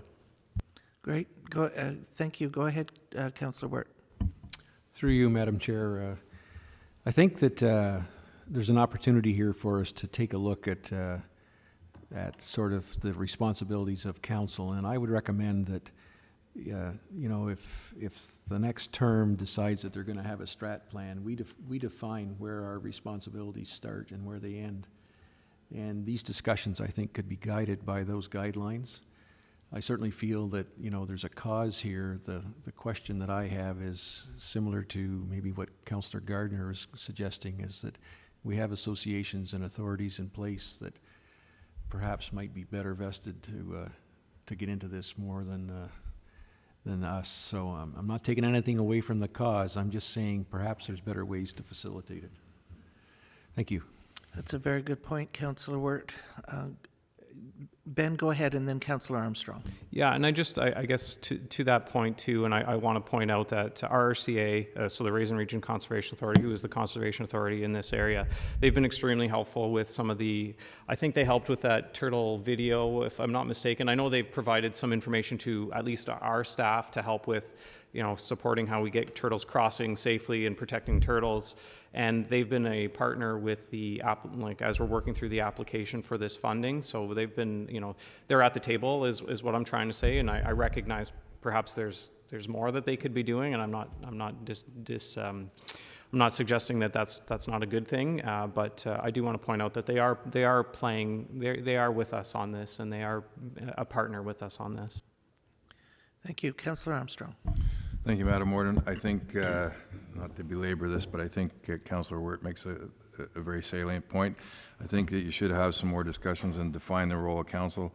I would, not with any disrespect to Ms. Milner or to that specific area, but I would not rush to getting one particular sign to go there. I assume that, I don't know that much about turtles, but I assume that they all get the urge at the same time. So if you put one sign up, there could be other champions, and probably should be other champions saying, why not me? It doesn't mean that it paralyzes any council and says that you can't do anything, but there may be 300 turtle crossings that are just as viable to put a sign up. So I would think that it might behoove you to have an actual plan for the entirety of SDG and how you're going to deal with those, as opposed to the ones that are lucky enough to have someone like Ms. Milner coming forward. Doesn't mean that the ones that don't should be ignored either. So I don't think you should just react and fix this one thing. Do the things that you've suggested, but things like signage, ancillary things, or bigger solutions, I think should be taken in the group context, not in a case-by-case basis. Thank you for that, Councillor Armstrong. Councillor Fraser. Thank you, Madam Warden. One aspect that hasn't been discussed, and as I watch the video and then I think of Councillor Landry and his motorcycles and my time on motorcycles in the past, I'm sure he'd agree that we learn at a young age to pay attention to what you're doing, pay attention to where you're going. I used to dread the idea of running into a deer on my motorcycle. I paid attention. Dread the idea of a raccoon tearing up the underside of my bike and throwing me in the ditch. But as we watched the video, the driver of the first pickup truck wasn't paying attention. The second vehicle paid attention, made a move. I'm not suggesting we're looking at this as this is our fault. I think those that don't pay attention to where they're going, it's more their fault than anything else. If you live in this area, you don't know there's turtle crossings between certain months, be it April, November, or April, September.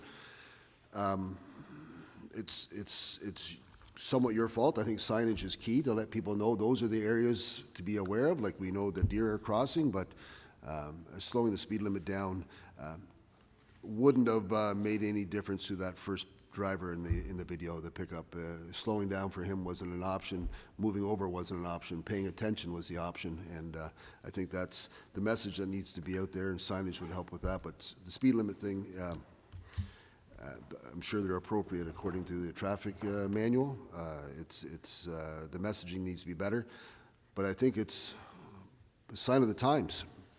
People need to pay attention to what they're doing and be very, very cautious during those periods of time, and be cognizant of the fact that you're running a machine that will do severe damage to a child, a person, deer, turtle, anything. And we're not taking enough care and control as a community. Thank you, Madam Warden. Okay, thank you. So I'd like to move on. Ben, this is probably another example of a discussion that would have been a good one for a committee of the whole meeting. And so I think that you've been given lots of good ideas, and perhaps at some point in the next few months we can schedule hopefully a committee of the whole meeting and maybe bring this back with some further thoughts from your department and then some potential further potential solutions, including working with our partners as suggested. Thank you. All right, thanks everyone. We'll move on to 11.4, amendment to draft roundabout and streetscaping policy. Go ahead, Ben. Thanks. I think this should be relatively quick. I wanted to just bring this back to council to make sure I captured the comments that were received from the last meeting. And what I'll do is, provided that this makes sense for council, I'll circulate it to the municipalities for their comment and hope to come back to council to approve it at our October meeting if things line up appropriately. So, okay, comments, Councillor Gardner. Thanks, Madam Warden. Thanks for this, Ben. In our discussions at our local council table, we do a bit of a county's report. This did elicit quite a bit of conversation. So hoping that you can potentially come to our council table to present this. In South Dundas, just as a reminder there, the comparison now between the Iroquois roundabout and the Morrisburg roundabout is definitely still continuing to elicit conversation about how people feel the Iroquois roundabout, just the look of it, the maintenance of it, that type of thing. So there were several council members at the table that had quite a few questions about that. So if you're able to do that, I think it would be important. I'm not sure if we're the only municipality. We're not the only municipality with a roundabout, but if you could please do so before we have final discussion on that. I think their input is important. Bulletproof vest as attire? Or, no, I'm kidding. We haven't issued tasers yet, so you're okay. Okay, are there any other comments or questions on this? Okay, so I think you'll do that and come back with a later date. Thank you very much for that. 11.5 project updates for September. Thanks. I'll let Mike take the lead on this part of the report, and here we go.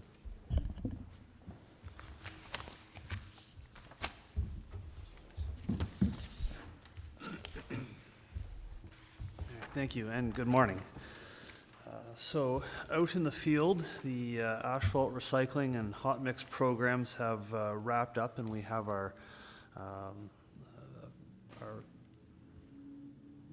there is still an aspect we're waiting for the final AC price for the month of September. However, we have a very close to final total estimated AC adjustment, and currently we're sitting at 1.55 million. And as we previously noted, we have 1.8 million in reserves, so we're pretty confident that we will be able to cover this this year without not having sufficient funds. We received our first installment of Zoom videos as part of our CCTV inspection program. So our contractor has gone through most of South Glengarry at this point. We are still waiting on a few more locations, but the first installment is very promising. They've highlighted for us very conveniently a large list of pipes that are in poor condition that we need to put some attention to. So we'll be looking to use this information as the basis of our upcoming budget for work next year. Black Creek Bridge is progressing on site. There was going to be a meeting tomorrow. I believe that's been postponed to next week. However, we do have a current update on the completion as November 4th, and we are still sitting at the same overage on expenditures that we have for the last couple of months, which is $40,000 on stage 1, and we're anticipating up to about $40,000 on stage 2 for a total overage on this bridge of $80,000, half of which will be covered by the contingency. The East Castor River Bridge project is very behind schedule. I attended a meeting yesterday on site, and the current schedule, they're indicating that they anticipate to complete on November 5th now, not the October 25th that's listed in this report. I want to assure you that county staff have exercised a few options to impress upon the contractor that we need this bridge done this year, and that they do need to complete the bridge this year. Ferguson Bridge, on the other hand, is moving forward quite well, and we are still, I believe, on schedule and on budget, except for the issue of the expansion joints. This item is on back order. However, we do have the experience with contractors blocking out for expansion joints and coming back a little bit later to put those in, which we are expecting to happen in November. So we believe that this will not be an issue with completing this bridge this year, and that the project is approximately $40,000 under budget. Hosick Bridge is in progress right now. The contractor mobilized Monday a week ago, and the box units are all in. They're building back their granulars. They were pouring the grout yesterday between the two barrels, and I'm very optimistic that they will complete the project ahead of schedule, and their expected completion date is October 7th, and I think that they will have the road reopened before then. Culvert linings are ongoing. I believe they've completed the first culvert as part of the 2-culvert spray liner project, and the conventional lining is ongoing. As far as the culvert replacements, Dorn Bay Culvert, Hullville Culvert, Lakeshore Culvert have all been replaced. We have retained Parsons to complete a review of the intersection of County Road 483 and County Road 7. It's the intersection we spoke of already earlier in this meeting. They are going to be completing a review, and we will have them sit before council before the end of the year to discuss their findings. County Road 7 was paved up to the intersection this year, which removed the rumble strips that were previously there. And unless otherwise directed by council, we intend to hold off on reinstalling the rumble strips until we have the recommendations of Parsons presented to you. Would you like to speak to Alexandria first? Yeah, actually, just coming back to the spray lining, we had invited out your local municipal public works staff to come out, and a bunch of them attended the spray lining work we were doing on County Road 13 in Chrysler. So, thanks to your staff, seemed to be some great interest in it. It's a little bit of a newer technology, and contractors really excited to show it off. So, I think all in all was really successful, and I'm looking forward to. I haven't seen the finished product yet, but I'm looking forward to getting out there and seeing that finished product. It looked very promising in terms of how that was going. The other, we don't have it in the report, but I do want to verbally just kind of give council an update. County Road 34 Alexandria design work.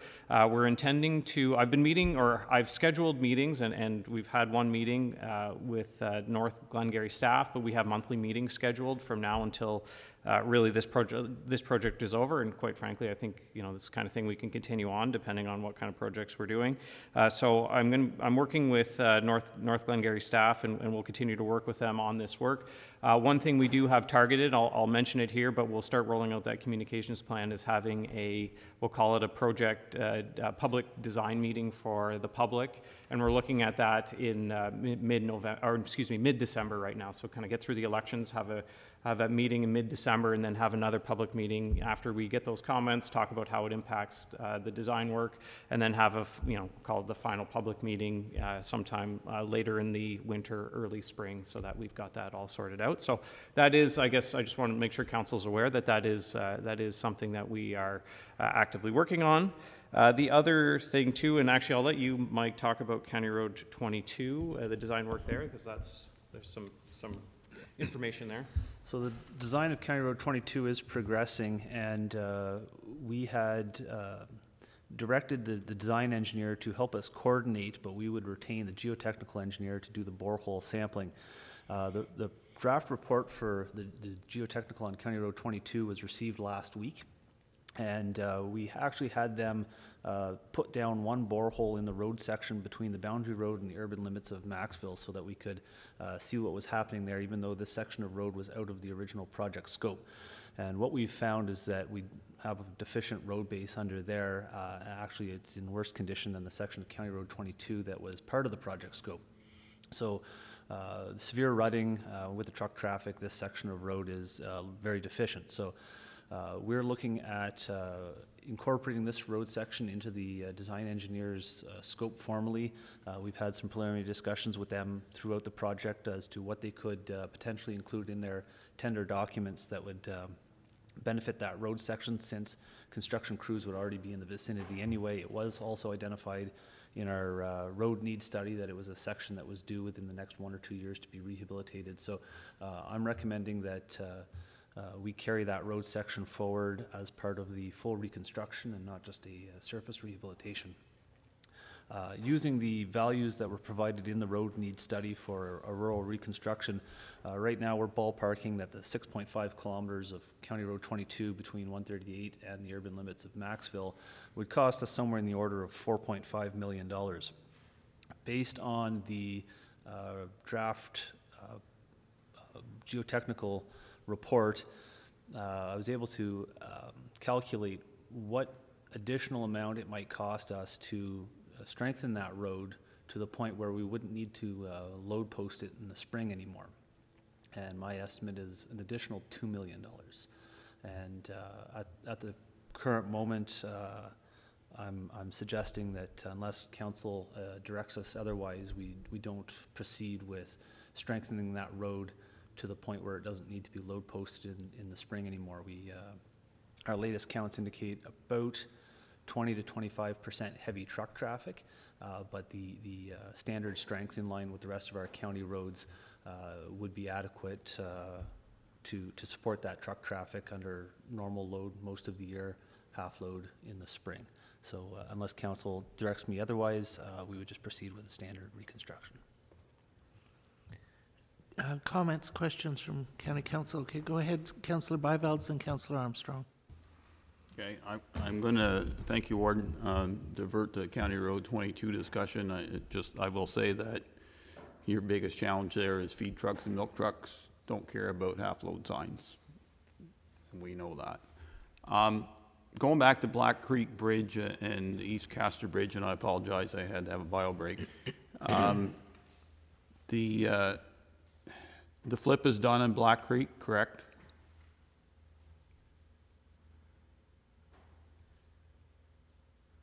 I asked the councilor last week, he said no, so that... Sorry. It was not flipped last week. I'm not 100% confident that it has flipped as of today, but I believe if it isn't, it is imminent, and that... no, sorry, it has flipped. Okay. I do know that, yes. My comments on that bridge, and I'll say it for the East Castor Bridge too, is that, and I don't know where it's at, but your challenge is now that you're going into the fall, combines need 20 feet to get across. They don't like driving all the way around. So we have that challenge. So the best, I know that there have been challenges with getting the work done, but getting the work done now becomes, time is of the essence because of fall. And I need to at least alert those who live in that area, not so much at East Castor, but I know that there's an agriculture community there that have to drive around too. And not only combines, but tractors with duals, the whole 9 yards. And it would be really appreciative that that's mentioned and all that work gets done. And I think going forward, keeping those shoulders in mind for the agricultural community is extremely important from their point of view. I know that I'm still part of it and will continue to be part of it, but as much as they're not a big thought in the county thoughts at times, they're important things, especially when you do bridges and infrastructure work in those areas. So we do appreciate the work done on 7. I drove it yesterday. I give big thumbs up that we actually had, and to county council too, that whole project got done this year. You don't get to Dunbar and wonder what happened and then hit County Road 8 and say, oh, they forgot a piece. So it looks good. Thank you. Okay, Councillor Armstrong. Thank you, Madam Warden. Just to the feeler that you very subtly threw out there to find out whether or not council believes that you should bring it up to full service road. If 25% of traffic is heavy trucks, I wouldn't be able to quantify it, but if you get that particular area up to where there is no need to load post it, you may have some unanticipated results, because any truck driver during that period or trucking company that can use that road will indeed use it. And I'm sure that when the half loads are on, there's no real reason to hunt out a specific road if you're following the restrictions. And I tend to believe that every single truck driver has never broken one rule on the road. So I think that they would welcome an opportunity to find a full service road, and I don't think that's necessarily what you want for it. So I think you should just leave it as it is, do the work that you wanted, and leave it posted as it should be. Okay, thank you for that. Any other questions or comments? Okay, seeing none, thank you very much for your updates. On to 11.6, SDG Library Strategic Plan 2022 through to 2026. Welcome, Karen.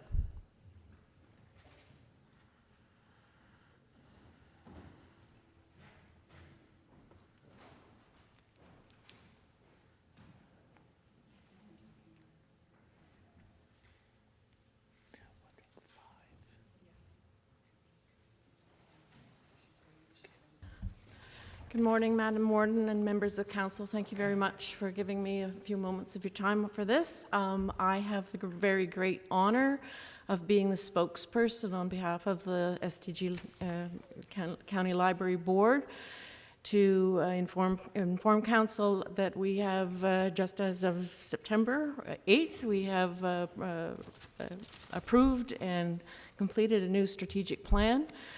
I have to give absolute credit, full credit to this library board in this term of council. This board has been so engaged and interested and curious to learn as much as that they can about how the library works and all the resources that we have to offer. And they were totally on board and engaged with the process of strategic planning, which was started with approval of an outside facilitator at the end of 2021, but the real work got started, of course, in January of 2022 and carried on for the next 6 months with a lot of work on behalf of the board, with consultative help and some guidance and some facilitated discussions by Larry Day Communications out of Peterborough. It was a wonderful process. I was honored to be part of it. I think it's my third time I've been involved with strategic planning process, but by far this one, to me, represented a real collaborative and dedicated effort on behalf of the board to get it right and to provide some important strategic direction going forward for the next 4 years. I just want to make mention of an interesting thing that did happen in the course of our extra meetings, and you know, everybody knows what that means, extra meetings, extra time away from jobs and other commitments to work on this. That was, but an interesting thing that came out of initial retreat meetings to kind of carve the directions was that the board really wanted to have a very a closer look and a robust discussion about our values, why, and I don't think the SDG Library has ever had in its 51-year history, has ever really looked at its values and why we do what we do. I will refer you to the list, to the second page of the report where it talks about, you know, our values being accessible, equitable, and open, and this certainly does reflect what we at the staff level are trying to do in our interactions with residents of SDG and with people who come in even from away to visit us and make some use of what we have to offer, is that we always try to remain accessible, equitable, and open.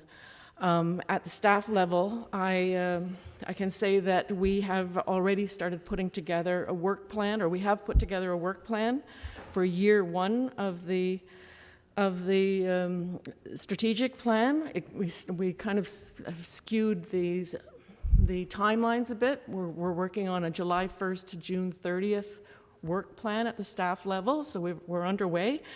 We've got an emphasis on our collections development, of course, on building membership, because in the twilight days of the pandemic, certainly we know that that's an area where we need to re-engage or build renewed interest and excitement in the library and what we have to offer, and in starting an organizational review, which I think was mentioned in the councilor's reports that was approved. We've got it started. We're working with a company called TCI Management Consultants, and they're really looking at predominantly our organization, what we do and who does it, and do we have the right mix of offerings and resources, human resources, to carry them out. So we're getting started on it already. It's exciting, it's interesting. I'm not going to lie, it's been a lot of work too. But I'm happy to do it, and I'm happy to be able to share the results with you.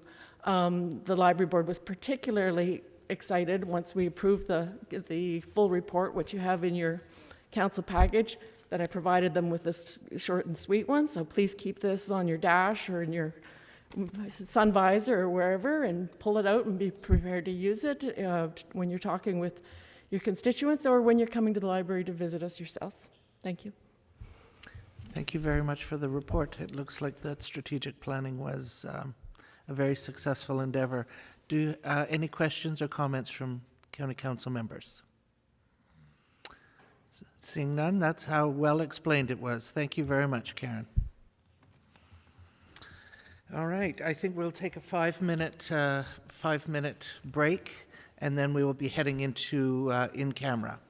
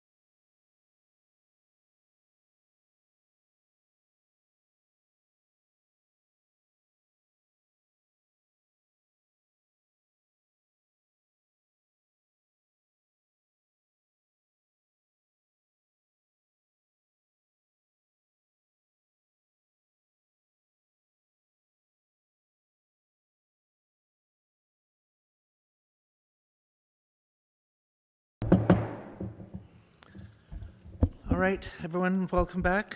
Thank you. We'll move into a closed session to discuss pay equity and compensation review. Madam Clerk. It's moved by Councillor Warden, seconded by Councillor Laundrie, that council proceed in camera pursuant to Section 239(2)B of the Municipal Act 2001. Personal matters about an identifiable individual, including municipal or local board employees, pay equity compensation review. Thank you. All in favor of the motion?